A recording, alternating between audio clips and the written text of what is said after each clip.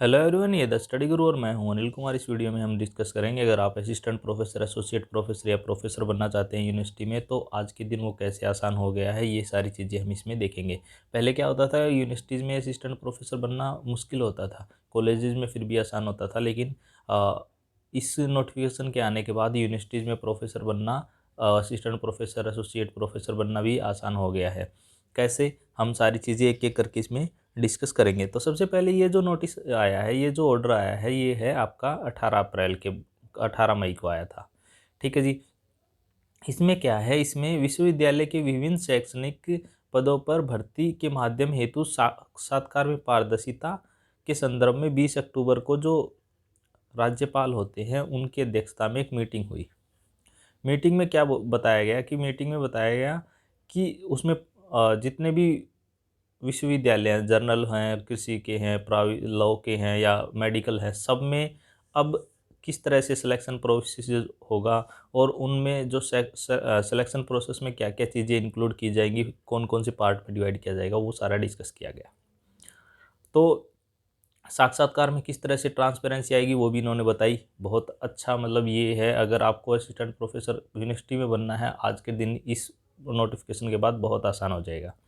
किस तरह, अगर उन लोगों के लिए जो इंटेलिजेंट हैं और जो इंटेलिजेंट है और मॉडर्न है बच्चे हैं, जो न्यू बच्चे हैं, उन लोगों के लिए ज़्यादा आसान हो जाएगा। क्योंकि पहले क्या रहता है, जो पुराने बच्चे हैं उनके पास रिसर्च पेपर वगैरह ज़्यादा रहते थे, तो नए बच्चों को इतना स्कोप नहीं बचता था पुराने सिलेक्शन प्रोसेस में। लेकिन नए सिलेक्शन प्रोसेस में क्या हुआ है, इन्होंने जो सहायक आचार्य है, जो असिस्टेंट प्रोफेसर के लिए जो गुणाक्रम की जो होता है, कैलकुलेशन जो होती है, वो इस तरह से बना दी, 5 पार्ट में डिवाइड कर दी। सबसे पहले 20 नंबर में आपके जो ग्रेजुएशन, पोस्ट ग्रेजुएशन और एमफिल के 20 मार्क्स काउंट किए जाएंगे। वो किस तरह से काउंट किए जाएंगे मैं नीचे आपको बताऊंगा। जिसको बेसिक एकेडमिक स्कोर भी बोलते हैं, BAS बोलते हैं, वो मैं नीचे आपको बताऊंगा। फिर 30 नंबर में आपका API स्कोर काउंट किया जाएगा, जो यूनिवर्सिटीज़ अलग अलग तरह से अपना डिसाइड कर सकती हैं। अगर वो नहीं डिसाइड कर रही तो जो UGC ने बता रखा वो वाला कैलकुलेशन काउंट हो जाएगी। API भी मैं आपको बताऊंगा किस तरह से कैलकुलेट होता है। फिर 20 नंबर की आपकी वो होगा, रिटर्न एग्जाम होगा, भी लिखित परीक्षा होगी। उसके बाद आपका 20 नंबर का शैक्षणिक कौशल जानकारी चेक की जाएगी कि भाई आप ऑनलाइन कक्षा किस तरह से दे सकते हो, कंप्यूटर पे टीच कर सकते हो, कंफर्टेबल हो नहीं हो इसके लिए। तो जो बच्चे आज के टाइम के हैं वो तो कंप्यूटर से ज़्यादा फेमिलियर हैं, तो उनके लिए थोड़ा सा सिलेक्शन आसान हो जाएगा। उसके बाद आपका 10 नंबर का इंटरव्यू रहेगा। पहले क्या रहता है, 40-40 नंबर का, 50-50 नंबर का इंटरव्यू रख देते थे, तो बहुत मुश्किल हो जाता था। और ये जो 10 नंबर का इंटरव्यू भी होगा और जो 20 नंबर का जो आपका टीचिंग की जो आपकी एबिलिटी चेक की जाएगी किस तरह की आपकी प्रोफेंसी है ऑनलाइन क्लासेस देने में, तो वो उसकी भी ऑनलाइन रिकॉर्ड रहेगा 3 महीने के लिए। 3 महीने के बाद डिस्ट्रॉय किए जाएंगे। तो सीधी सी बात है, घपलेबाजी, ये इस तरह की जो चीज़ें होती हैं उनको रोकने के लिए ये किया गया है। बहुत अच्छा है, जो इससे अच्छे बच्चे, जो एलिजिबल बच्चे हैं, उनके सिलेक्शन में बढ़ावा मिलेगा। तो यहाँ पे सिलेक्शन के 5 क्राइटेरिया असिस्टेंट प्रोफेसर बनने के लिए। पहला, आपके जो देखो यहाँ पे इम्पोर्टेंट है, आपको जब इंटरव्यू की कॉल तब की जाएगी जब आपका रिटर्न एग्जाम के लिए बुलाया जाएगा। अगर आपके रिटर्न एग्जाम में नंबर अच्छे आ गए तो आपको आपके ये स्कोर भी काउंट किए जाएंगे। एमफिल में आपके कितने नंबर हैं, ग्रेजुएशन में कितने नंबर है, पोस्ट ग्रेजुएशन में कितने नंबर है। फिर उसके बाद जितने आपके पेपर वगैरह पब्लिश है उनको उनको देखा जाएगा, बुक वगैरह पब्लिश है उनको देखा जाएगा। फिर उसके बाद आपकी जो टीचिंग एबिलिटी, देखो सबसे इंपॉर्टेंट बात यहाँ पे ये आती है कि आपको रिटर्न टेस्ट के लिए बुलाया जाएगा। रिटर्न टेस्ट के लिए बुलाया जाएगा तो सीधी सी बात है, जो नए बच्चे जिनको नॉलेज ज़्यादा, उनके रिटर्न टेस्ट में अच्छे नंबर आएंगे। अच्छे नंबर आएंगे तो फिर उनकी जो कट ऑफ लगेगी, तो फिर उसके बाद ही तो जो API स्कोर और BS स्कोर चेक किया जाएगा ना। तो हम थोड़ा सा आगे चलते हैं। अब इन्होंने पॉइंट नंबर 2 में बोला है, प्राप्त आवेदनों की जांच के लिए एक समिति का गठन किया जाएगा। समस्त प्राप्त पत्रों की जांच और उनमें वर्णित BAS और API स्कोर की गणना सुनिश्चित करेगी और जिसमें एक स्क्रूटनी कमेटी बनाई जाएगी। पहले जितने भी फॉर्म आएंगे उनमें कमेटी गठन की जाएगी जो API स्कोर की जांच करेगी और BS की स्कोर की जांच करेगी। फिर BS का नीचे बता रखा है इन्होंने, वो मैं आपको दिखा दूंगा। API का किस तरह से गणना की जाएगी वो भी इन्होंने बता रखा है। अब सभी अभ्यर्थियों के डोमेन नॉलेज में आंकलन के लिए ऑब्जेक्टिव टाइप लिखित परीक्षा ली जाएगी। जो बच्चे हैं जितने भी जिनने फॉर्म भरा है सबकी रिटर्न टेस्ट ली जाएगी। लिखित परीक्षा का आयोजन इस प्रकार होगा कि उसमें पूरी पारदर्शिता रहेगी। आयोजन के तुरंत बाद संभव परिणाम घोषित कर दिया जाएगा।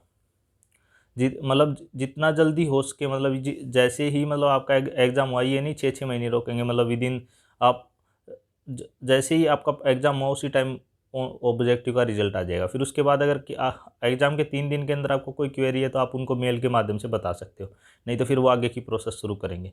तो बहुत अच्छा ये भी। तो फिर क्या कहता है, बेसिक जो आपका BAS रहेगा, API और रिटर्न में जितने आपके मार्क हैं, नंबर हैं, उनको मिला के एक मेरिट बनाई जाएगी।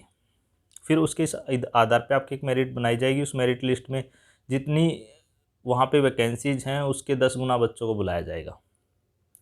10 गुना बच्चे, एक जो मान लो एक पोस्ट है उसके लिए 10 बच्चों को बुलाया जाएगा। उसके लिए क्या किया जाएगा,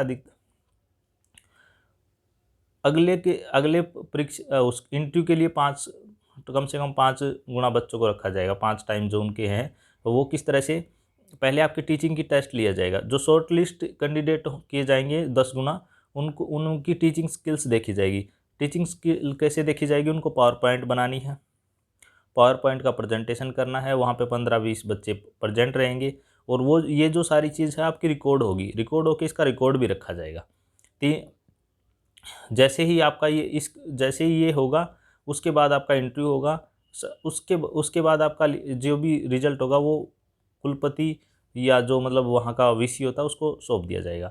टीचिंग स्किल व जो साक्षात्कार है उसकी ऑडियो और वीडियो रिकॉर्डिंग रहेगी, 3 महीने तक रखी जाएगी कुलपति के पास। तो ये बहुत मतलब एक किस्म से बहुत आसान हो गया है। ट्रांसपेरेंसी भी इसमें बढ़ गई। अगर आपके पास नॉलेज है और अच्छी स्किल है तो आपके सिलेक्शन के चांसेस यहाँ पे बढ़ते हैं। फिर अगर आप एसोसिएट प्रोफेसर बनना चाहते हैं या प्रोफेसर बनना चाहते हैं तो उसके लिए आपको 20 नंबर का तो ये रहेगा, जो डिग्री के जो मार्क्स रहते हैं प्लस मतलब BCom, मतलब जो ग्रेजुएशन के, पोस्ट ग्रेजुएशन के और MPhil के। और उसके बाद यहाँ पे 60 नंबर का आपका रहेगा जी, जो रिसर्च पेपर वगैरह आपके पब्लिश हुए उनके 20 नंबर का यहाँ पे आपका इंटरव्यू रहेगा। इसमें यहाँ पे आपका वो नहीं रहेगा, रिटर्न टेस्ट नहीं रहेगा एसोसिएट प्रोफेसर और प्रोफेसर बनने में। इसके लिए भी सेम वही है, एक कमेटी गठन की जाएगी जो चेक करेगी आप। फिर उसके बाद 7 दिन के अंदर आप दे सकते हो, 10 गुना उनको बुलाया जाएगा। जितनी वैकेंसीज है उसके 10 गुना कैंडिडेट को बुलाया जाएगा, 5 गुना को शॉर्ट लिस्ट किया जाएगा। ये सारी चीज़ इसमें भी वही रहेगी। बाकी 3 महीने तक सुरक्षित रखा जाएगा। सभी विश्वविद्यालयों को यह सुनिश्चित करना है कि यूजीसी के अंडर आते हैं, मेडिकल जो MCI जो के अंदर आते हैं, ऑल इंडिया काउंसिल में के अंदर जो टेक्निकल वाले आते हैं, वो सारी रिसर्च वाले जो ICR के अंदर आते हैं, ACII के अंदर आते हैं, वो सारी बॉडी इसके अंदर काउंट की जाएंगी। जितने भी इसके अंदर जो ये ऑर्डर आया है, जो वहाँ की कुलाधिपति है, जो वहाँ आनंदी पटेल जो वहाँ के राज्यपाल हैं यूपी के, उनके अंडर में आया है। अब ये जो लेटर है जितने भी वहाँ पे कॉलेजेज मतलब यूनिवर्सिटीज़ हैं, 30 यूनिवर्सिटीज़ को भेज दिया गया है यूपी में। ठीक है जी। उसके बाद यहाँ पे सबसे इम्पोर्टेंट आता है कि आपकी कैलकुलेशन किस तरह से की जाएगी। अगर आपके जो ग्रेजुएशन में, स्नातक में 48 से कम नंबर है, 48% से कम नंबर है तो 0 नंबर मिलेंगे। 48 से ज़्यादा है, 55 से कम है तो 3 नंबर मिलेंगे। 55 से ज़्यादा है, 60 से कम है तो 4 नंबर मिलेंगे। 60 से 65 के बीच में 5 नंबर मिलेंगे। 65 से 70 के बीच में 6 नंबर मिलेंगे। और 70 से ज़्यादा है तो 7 ही नंबर मिलेंगे। अगर आप मास्टर की बात करें तो 55 से कम है तो 0 नंबर मिलेंगे। 55 से 60 के बीच में 4 नंबर मिलेंगे।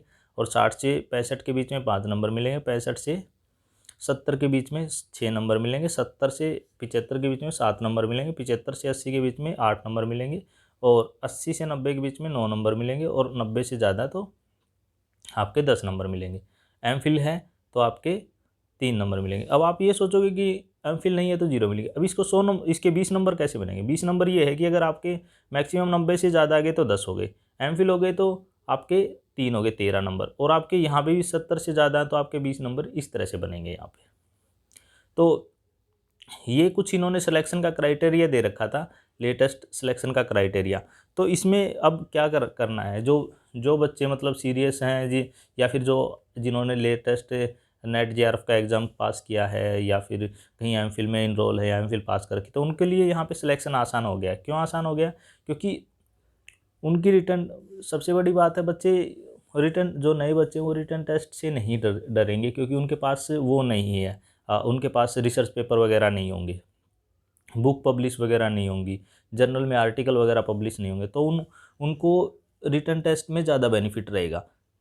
अगर आप इस बेस पे सिलेक्शन की उम्मीद कर रहे हैं तो आप अपनी तैयारी शुरू कर सकते हैं। टीचिंग स्किल में ये है कि ये देखा जाएगा, जो भी है आपको जो सब्जेक्ट आपको पढ़ाना है उसका एक टॉपिक आपको पावर पॉइंट के में बना के लेके जाना है। वहाँ पे 15-20 बच्चे प्रेजेंट रहेंगे, उनको आपको टीच करना है। अगर इसके अलावा भी अगर आपकी कोई क्वेरी है तो आप मुझे कमेंट करके पूछ सकते हैं। और इस वीडियो में इतना ही। Thanks, have a nice day. मिलते हैं नेक्स्ट वीडियो में।